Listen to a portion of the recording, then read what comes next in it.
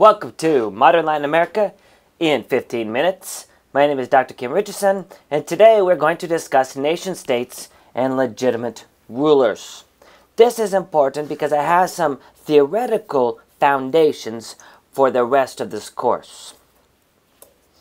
As an introduction, remember that Latin America gained independence for the most part in the 1820s. I say for the most part because there are parts of Latin America that are not going to get their independence till much later. Cuba, Puerto Rico are the two most important examples. And even then, we can argue that they didn't get independence. But the point is that they got independence in the 1820s for the most part, but they did not have a revolution. That means nothing changed. As that image that we saw, that painting of the independence of, or the Grito de Ipiranga, the independence declaration of Brazil, what really changed? As one Brazilian politician stated, let us have no excesses. We want a constitution, not a revolution. They don't want a revolution. Now, sometimes in history we confuse the term revolution and independence, and we will be forgiven if we do so here. But keep in mind that they are two different things. So, once and foremost, independence creates these things in which these politically central communities are now independent, right? Now, they could be different names, right? They are fatherlands, patria chicas, whatever you want to call it. But what happens is that these people, they have something in common.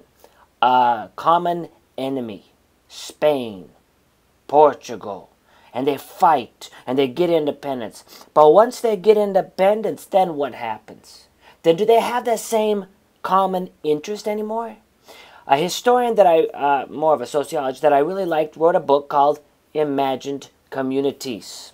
And in this book he outlines something, and that is that the independence of these countries, nations, and nationalism are really whatever they want it to be. Nationalism is not necessarily a common language or a common religion or a common identity. It could be a combination of the above or none of the above. It is whatever people imagine it to be. And as we saw, especially in the 1990s, all over the history of the 20th century, people are willing to commit genocide on behalf of their nation. So it is important. But then you also have the state, right? A state is two things at the same time, and I failed to fix this government here, but two things at the same time. One, a state is territorial. This is what a state looks like, the state of South Carolina. You see the outlines of it. But those states have to have governments in which to control or to direct the things that governments need to control. So you have two different things then, nations and states. Sometimes they're together. The nation-state of Israel, where the people claim to be of the same nation, and now they all live in the same state, right? But then you have states that go across, nations that cut across states. Okay, so, in other words, coming back here, you've got the independence of Latin American countries. And then what you have is the idea of nations versus states. Now, when I was an undergraduate, I pulled this. This is one of the things that influenced me the most out of a book by E. Bradford Burns. And that is, okay, so you got independence movements, and you got the creation of nation-states based off of common identity, and we'll come back to that. Who should rule, and how should he or she rule? And if you take the example on the United States, George Washington got to be the first ruler of the United States of America. How come? And the answer is because he fought the War of Independence. He got legitimacy in the eyes of the people. So the people said, yes, you should be the new ruler of our country. So he became the ruler, and many people were afraid that he might make himself into a monarch, but he did not. And that began an institution that lasted up until FDR, in which 2 years at maximum, the president steps down. How about Latin America? Is it the same thing for Latin America?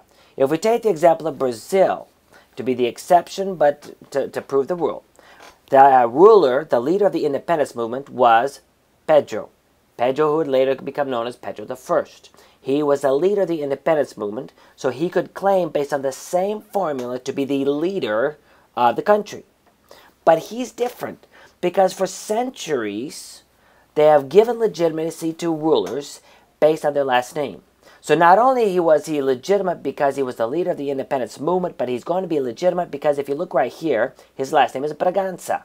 His dad was John VI, Israel VI, and then he later is going to be Pedro IV when he is the ruler of Portugal temporarily. As you see, it's the same, almost the same year. 2 years different, but we'll talk about that later. And that means that once he declares independence of Brazil, he is going to be Pedro I of Brazil, gets to be legitimate because he has the same last name. So how does somebody get to be the ruler, get legitimacy? And the answer is they have to be the heroes of the independence movements. But in the case of Brazil, for example, they have double legitimacy because they also have the correct last name, which has been for Europe much of the history. Now, how do they rule? Great example is they could copy a country that has declared independence and been successful. And guess what? The United States has declared independence and been successful. Even as demonstrated in the War of 1812, we remained an independent country. So how are we? We are a constitutional democracy, right? We have a parliament. In our case, the parliament is called Senate. It's called Congress, the Senate, and the House of Representatives. And we base our law on a constitution. So Latin America is going to, for the most part, do the same thing. Each individual nation state is going to create a constitution. Sometimes the constitutions appear to be very similar to the American Constitution. After all, if you're going to do something, copy somebody who has done it and succeeded, or appeared to have succeeded. And that is the case. In this case, it's going to be the Constitution of 1824 for Brazil. Of course, Dom Pedro I had established a constitutional convention, but they were taking so long and debating so much issues, like we did too, of course, that he finally got rid of the constitutional convention and decided to write it himself with the committee. And he said that it's going to be more liberal than the Constitution that the Constitutional Convention was going to do. Well, that's not necessarily the point. It's not really as liberal, but he said it was. The point is that they copy the example of the United States. The United States has House of Representatives and a Senate. Brazil, as our example at this point, had a Chamber of Deputies and a Senate. They're not going to be exactly correct because there are going to be circumstances in each individual country that are a little bit different. The United States has a constitutional president. Latin America, Brazil in this case, had a constitutional monarch, right? Where his powers are supposed to be limited by the Constitution, just like the president's powers are limited by the Constitution. The United States, adult white males could vote, but in Brazil, income requirements. In much of Latin America, it's going to be income requirements. They don't care what color you are as long as you have enough money to say, I have the free time necessary to study the candidates and vote for the person who is most qualified for this job. So adult white males in the United States, income required in much of the rest of the world, Latin America at least. Now, the United States used a system of electoral colleges, right, especially for the Senate and for the president. Latin America used a double system of electoral reform, especially in Brazil, where they elected the electorates, and the electorates elected the senators. Well, not the senators for the case of Brazil, but the Chamber of Deputies members there. So, a double system of electoral colleges. Of course, Brazil is going to have a moderating power. Whenever Congress cannot agree to anything, the monarch has the right to get rid of Congress and reconvene it. Therefore, he can really get what he wants to. And he creates something called a Council of State. Right?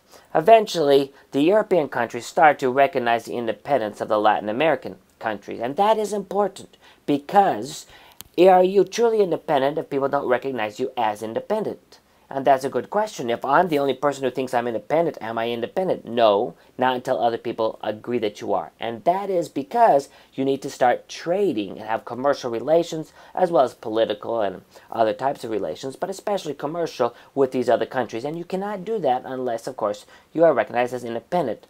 Portugal in 1825, thanks to the assistance of the British, are going to recognize the independence of Brazil. Okay, going back to this then. nation states. A nation is whatever it wants it to be. A state is a territorial unit. What if in your state you have people who claim to be of a different nation than the nation that's in power?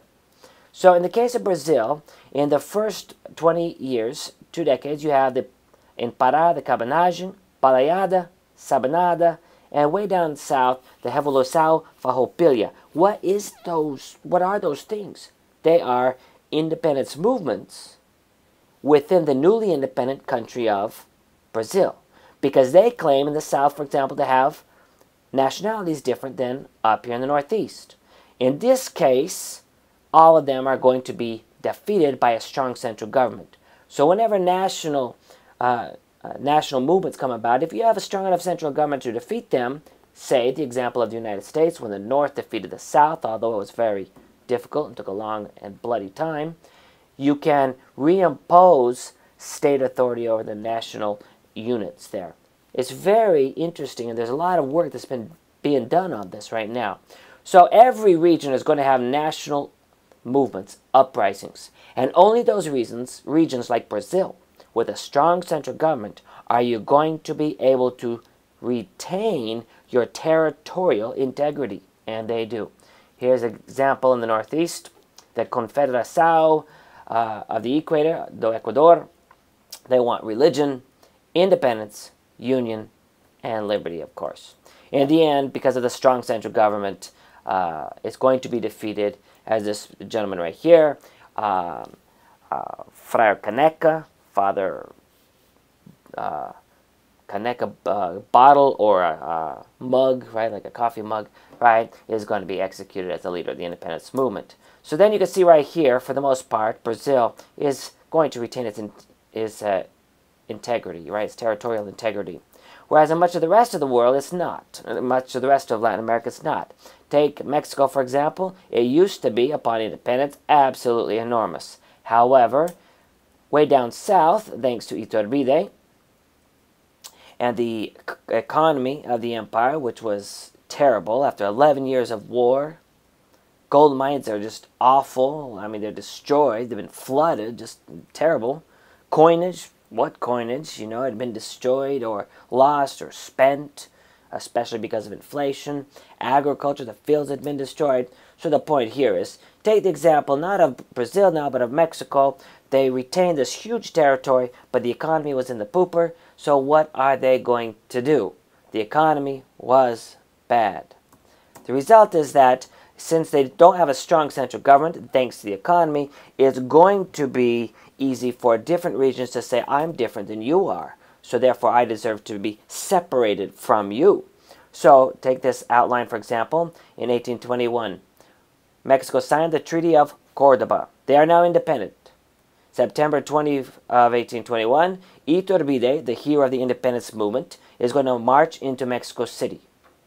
Now, of course, they create a convention, a temporary government, in order to create a formal government. But he has, in May of 1822, his troops proclaim himself to be the monarch. And in July, he was crowned the Emperor of Mexico. So Mexico was an empire. It tried to copy the example of the United States, but it did not, in the end, do so in this case. Congress was not impressed with this. They wanted to create a constitution similar to that of the United States, and so they bucked the system. They butted heads with the new emperor, so the emperor dissolved them in October. That's going to lead, of course, to an uprising, an anti-monarchist uprising, led by people such as Santana, that are going to say, we don't like this at all, and they're going to rise up and kick him out of office, and he's going to be forced to abdicate, right, his throne. Well, what about the rest of Mexico then, the Empire of Mexico? With all this stuff going on, are they really the same as the rest of Mexico, or are they different? By different, I mean, are their nationalities different than the nationality of Mexico? They speak the same language, they have the same religious tradition, they have the same historical tradition, but there are differences within those three things. So therefore they start to argue that, no, we're different.